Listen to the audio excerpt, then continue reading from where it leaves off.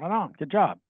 All right. Thanks, everybody. That was great. So I don't have anything specific to cover. We're going to talk a little bit about the new res. I got an email from Bruce at the end after last week, a list of the training sessions that are available. And then Doug followed up with like, here's the ones that we can schedule. They're all about 30 to 45 minutes long. I think he said 30 to 60 minutes long. So I don't want to do these in this call just because there's like 8 different topics. I think that we can, I'll actually, let me share this real quick and tell you what the topics are. But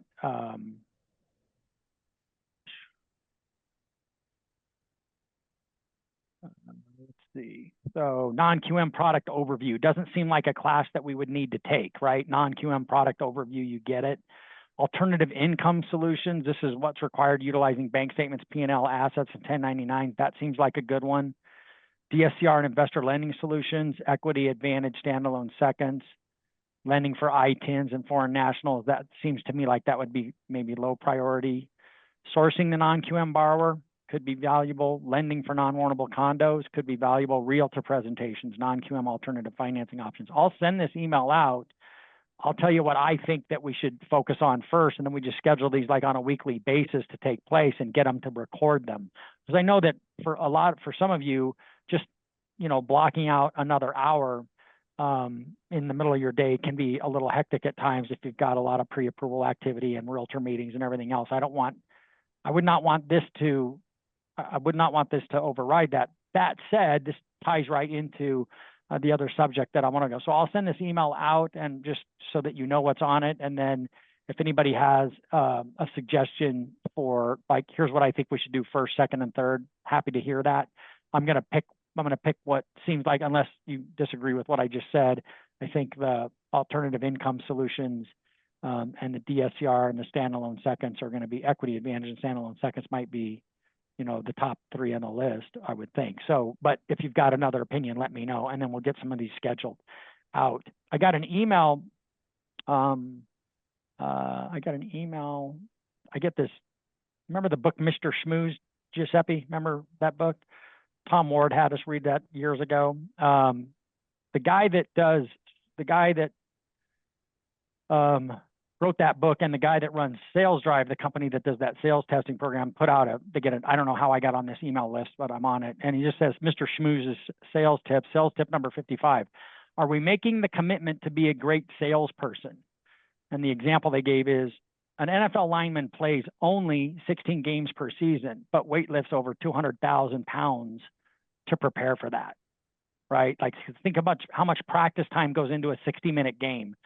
16 of them in a year. And I just thought that ties in really well with what I'm working on. I'm working on a workshop for recruiting for loan officers that is centered around preventing and overcoming price objections. And I'm in the middle of reading Crush Price Objections again, which especially in this environment that we're in, there's so much good stuff in here, guys. So much value. There's so many ways to challenge the way that we think and the way we do business. But there's a section in there called personal preparation that I was going to read from. Where is it? Yeah, this is what it says about personal preparation. Be a student of your profession. Invest in your own personal research and development to build your knowledge base by studying the sales process, not necessarily selling mortgages, but the selling process, and understanding your product, which is just as important, right? Knowledgeable salespeople. I think there's a statistic here that the number one quality buyers look for is knowledgeable salespeople. That is their number one quality. So when it comes to overcoming price objections, this isn't about overcoming price objections today, but when it comes to price objections, if a buyer sees no discernible difference between what you said and did and what the other lender said and did, there's no discernible difference, they're going to go with the cheaper one. Right? I mean, that's just how it is. So this workshop that I'm working on is going to be really fun to do. But anyway, if you were an auto mechanic, goes on to say, you would own at least $40,000 worth of tools because it's part of the job and it's part of the investment that you have to make in your career. Similarly, salespeople have to make significant investments in themselves and invest in their intellectual capital, study to increase your expertise, and invest in the best tools you can find to enhance the quality of your work. So what's in your professional library? Have you invested in the tools and to help you become a better sales rep? A sales rep, just a profession of sales. You're in the profession of selling, and it's such a, I don't feel like with all the things that we have exposure to in mortgage lending, going back to when I first got, and it was a boon to my development as in this profession, was, you know, the first time I got exposed to the Todd Duncan world back in 2000, and then building champions. And so I've made a lot of significant investment, but I don't think that anybody focused on selling, just being a sales, in professional selling, as much as they did with, here's how to do this, here's how to do mortgages. And I just think that that's something that maybe is a little bit overlooked. Have you invested in the tools to help you become a better sales rep? How often do you attend training sessions to boost your selling knowledge? And how often do you read books on news pertaining to the profession of selling or the art of negotiation? And so just a really powerful thought that I think gets missed in this business at times because we're so focused on, you know, the next thing, right? And we live in one of the things I love Mortgage Coach, I love Tim Brahim stuff, I love Amir stuff, I love Todd Duncan stuff, but it's all the same stuff, right? Like, so it's really important. Not that that's a bad thing. It's just like we live in this echo chamber, and we exist in that echo chamber where we're all hearing the same things from the same people over and over and over again.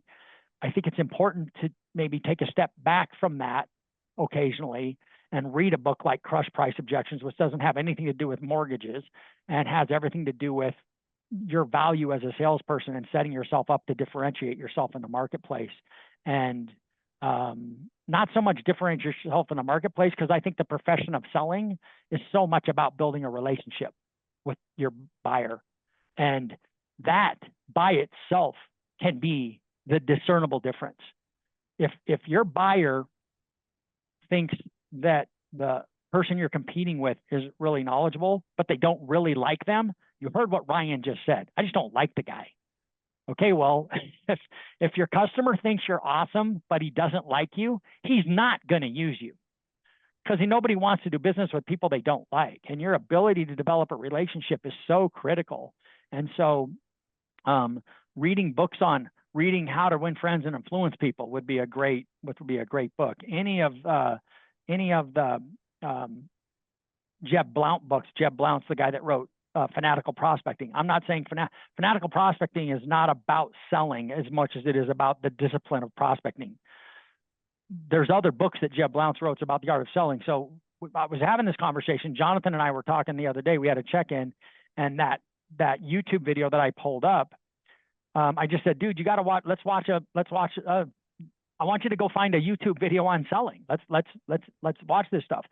Tom Hopkins is considered, Mike, I'm sure you remember that name. Tom Hopkins considered one of the masters of selling, and he was a real estate sales trainer. Tom Ward used to just rave about Tommy Hopkins. He used to call him Tommy Hopkins because that's where Tom Ward got all of his. There's a great YouTube video on here. It's a 47-minute video on how to master the art of selling anything, and would be a great investment of your time and energy to just take a step back and go like, you know what, I'm going to level up my skills when it comes to selling and just being a professional salesperson. And I think that can make a huge difference at the same time that we're learning how to do all the other things that we have to learn how to do in this business. Mike, you said you had to drop off at the bottom of the hour. You got anything you want to add? Just on that topic, Dave, another book that's just really cool, if you ever have some time, it's called Getting Naked. I don't know if anyone's ever read that. It's about shedding the 3 fears that sabotage client loyalty. So it is very, high level. One of the things I would kind of tying into what you said there, it's not just reading, but it's practice. And one of the things I've done my whole life is just practice talking to people and getting to know them and trying to provide value to them, even if there's nothing that I'm going to get out of it. And if you talk to my wife, she would tell you, like, sometimes it makes her mad, but like when we go out or when I'm out, people give me free things all the time. They buy me drinks almost every time I'm out. We go to the hotel lobby and we get some from the marketplace. They always comp it for me. And it's just the practice of being like Jay, right? Being that mayor and just trying to figure out the way that I look at it is like, how can I help this person? How can I educate them, make them laugh, show them value, even though I have no idea if they're ever going to give me anything. And that practice, I think, is more important than anything else in sales, because when you've mastered that, the sale naturally comes, right? I'm getting sales, if you will, and I never even ask for things from people. So just maybe add that. Right on. Thanks, sir. Anybody else have anything you'd like to add?